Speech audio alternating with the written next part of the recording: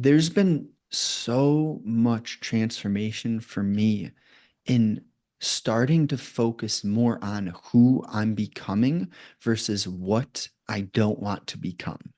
And this has to be said in the beginning of your journey, it's so much easier to come from a place of what you don't want because sometimes you just don't know where you're meant to go and you don't know exactly what you do want. But for me, I knew what I didn't want. I did not want to be a pawn in the system. I did not want someone to have control over my time and my energy and when I'm supposed to do something or be somewhere. So, that being said, you will get to a stage in your personal evolution where you start to notice that it's actually a bit detrimental to be focusing on where you're moving away from.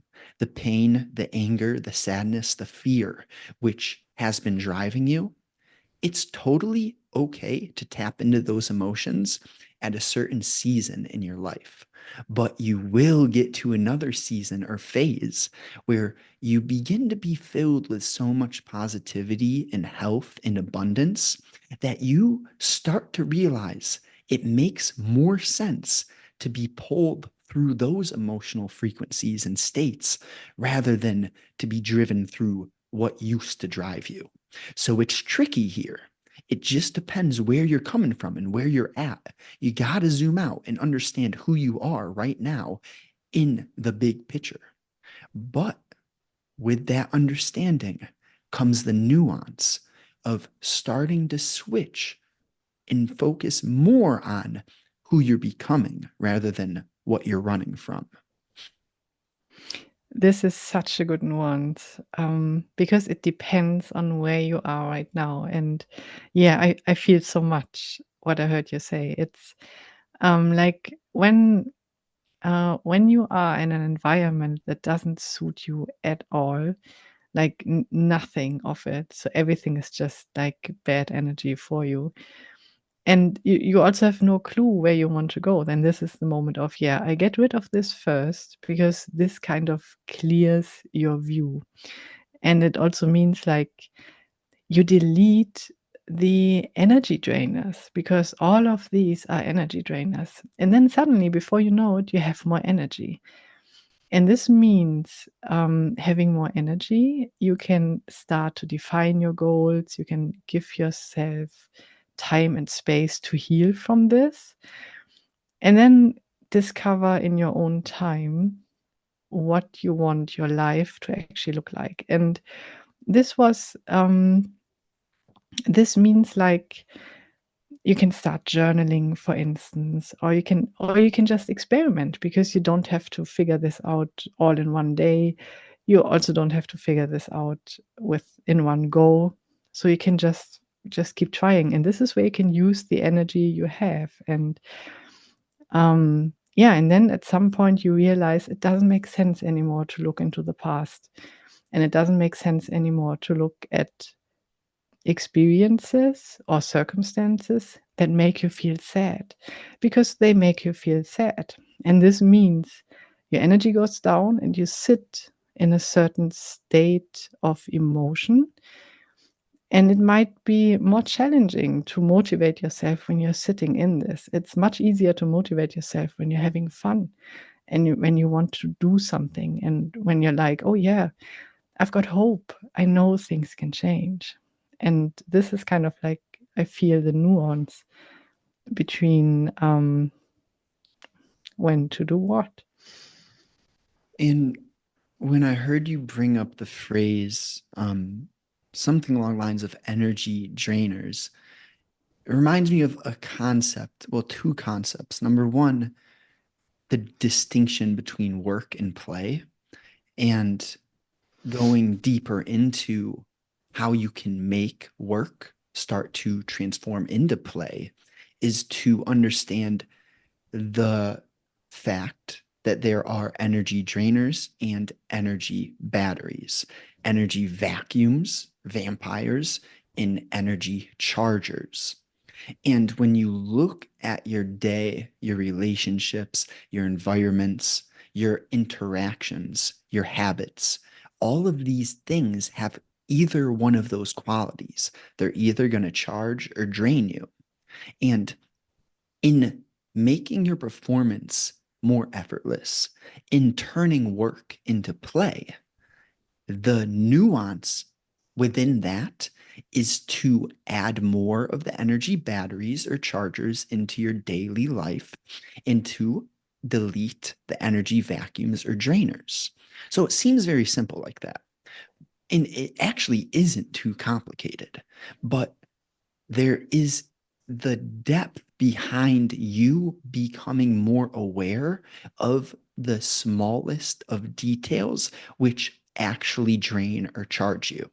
For example, you hear these quotes, the Stoics, people repost stuff on terms of quotes that aren't necessarily easily understood. And what I'm getting at here is essentially the power of your thoughts, something which the average Joe cannot actually fathom the value in. So, what I'm talking about here with energy batteries and energy drainers is there are details that you may not right now understand how much power in compounding is happening due to those details. And that one detail, which I'm getting at here, is the power of the thoughts that you think, the, the stuff that runs through your mind on a daily and moment basis. But when you start to pay more attention to your thoughts, you realize that even your thoughts are drainers and chargers.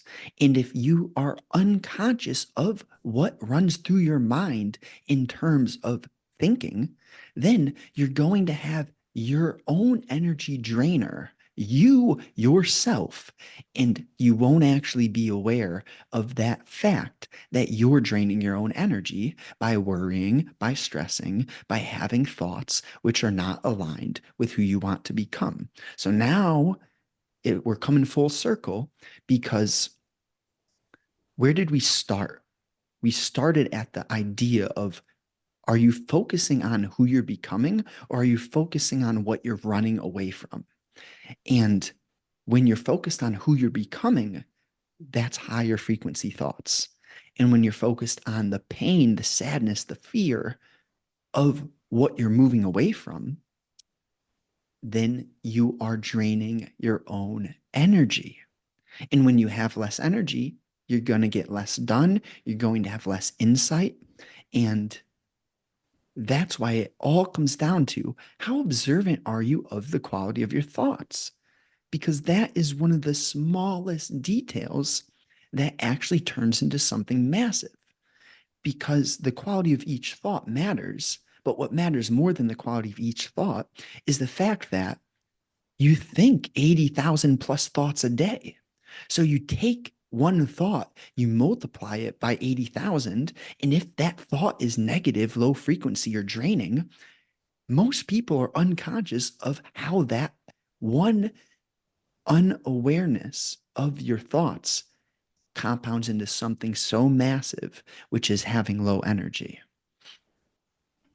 Oh, these are so good points. And I feel like this awareness can take a bit of time to be aware of, because like when you're coming out of an environment where you only knew negativity, when you were surrounded by, I don't know, toxic people, toxic habits, toxic food, so many things, then you have no idea what it feels like to actually feel good. This can be a reality for a lot of people, and this means like becoming aware of this, like, oh, there's a different way of doing this. I can actually feel good during my day. And the answer is yes.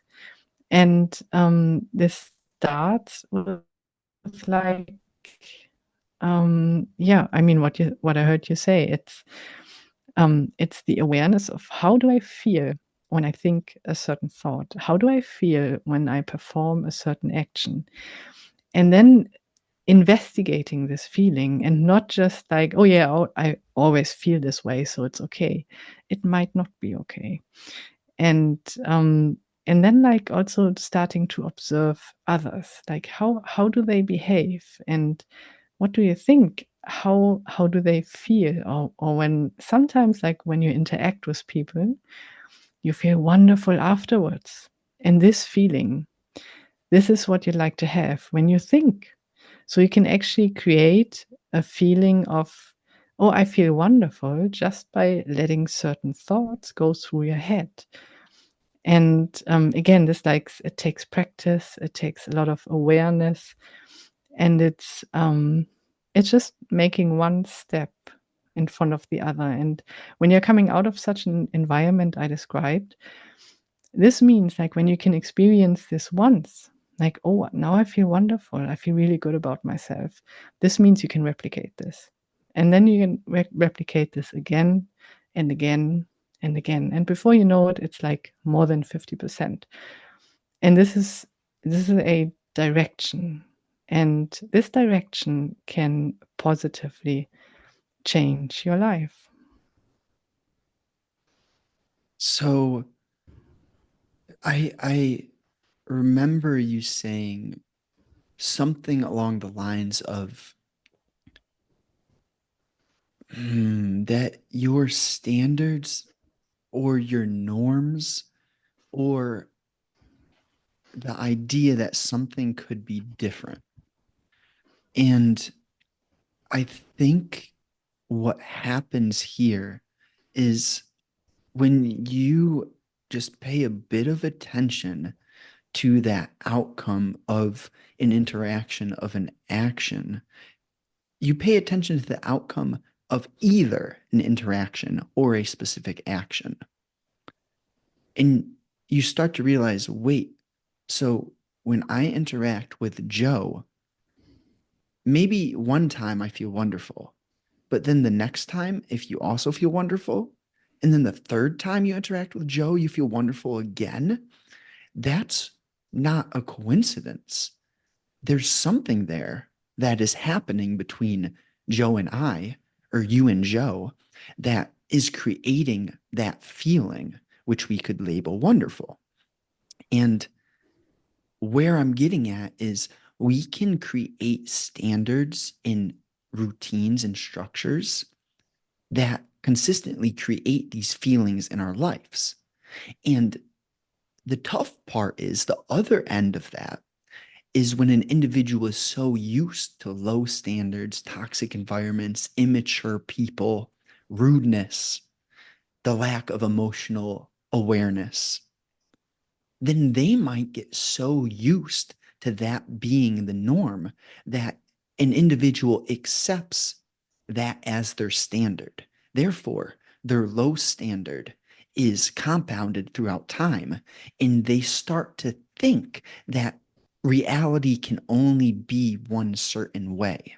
And that's the trap right there, is to think that just because your reality is currently a certain way, that it can't change, be better, or be any different.